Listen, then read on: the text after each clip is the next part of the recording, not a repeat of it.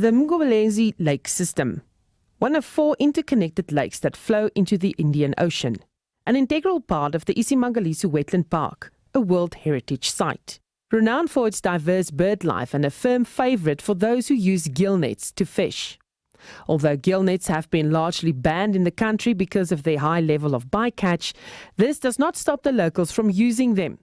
This is, however, a historic problem.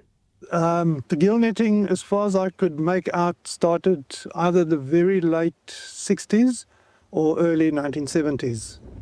I came into the area in 75, 76, and it was full swing. My old comrade in arms, old Dick Nash, the two of us used to go out at night and with a 18-foot jet boat, and we would load up so many nets that we had so much freeboard, and we would just waddle along to the shoreline, dump them and go back, get some more, and go back and get some more. It was phenomenal. But we plugged away until we had it under control.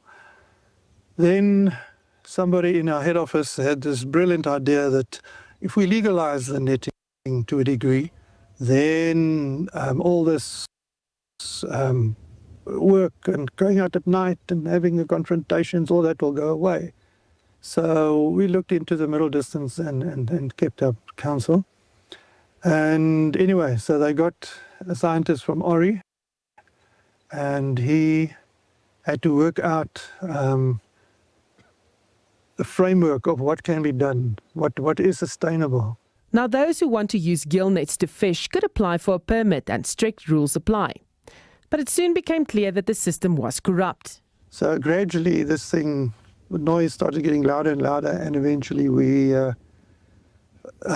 through Marine and Coastal Management in Cape Town, agreed that this must be phased out.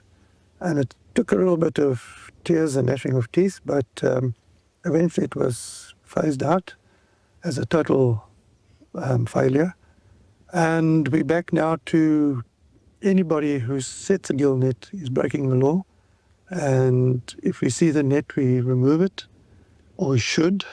Sodwana Bay residents told the SABC that the fish stock in this lake has been grossly overfished and have not seen any fishermen here for quite some time.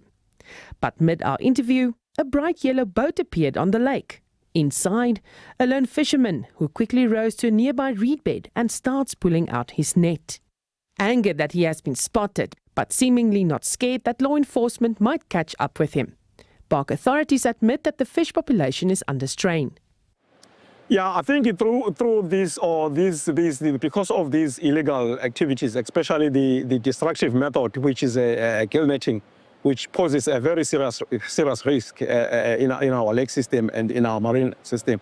I think we've peaked at some of the numbers, because you know these gill nets, in the manner in which they cause destruction, they even target these very small fishes that are still ready to grow and they have to still spawn. So once they get disturbed, then it means the whole chain of this ecosystem gets disturbed. So yes, there's some decline there. They say that they do act against lawbreakers, but the socio-economic conditions of those who poach should also be taken into account. Our primary concern shouldn't be just rushing to arrest or whatsoever, because we've got to understand that people, sometimes their background is not nice. Some they are completely really depending on these natural resources. But they've got to understand that it should not be exploited as well. The seemingly soft approach, however, is not effective. It's, at this stage, very little law enforcement is being done. I know of one individual who is trying very hard, and he told me that he goes out probably about 5 to 10 nights a month, and he collects up to 10 kilometers of gill net in a month. It has started slowing down. He's down some months to about 5 or 6 Ks, which is a good indication that he's having an effect. But from what I understand, they are also being told that they may not remove the boats. They can only take the gill nets, which is a problem because the boats are illegal. They don't conform to any regulation, which is a requirement if you want to go into the water. So Yeah, now the question arises, who gives authority to people to break the law? Because that in itself is an offence. So I say to you, oh no, you can take that illegal boat of yours, go out onto the water and do what you want to do. I'm committing an offence.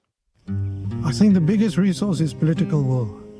If the guys higher up, as well as the guys on the ground, would just decide enough is enough, we cannot let this place go down any further. The story was supported by the Pulitzer Center. Susan Paxton, SABC News, Sotwana Bay.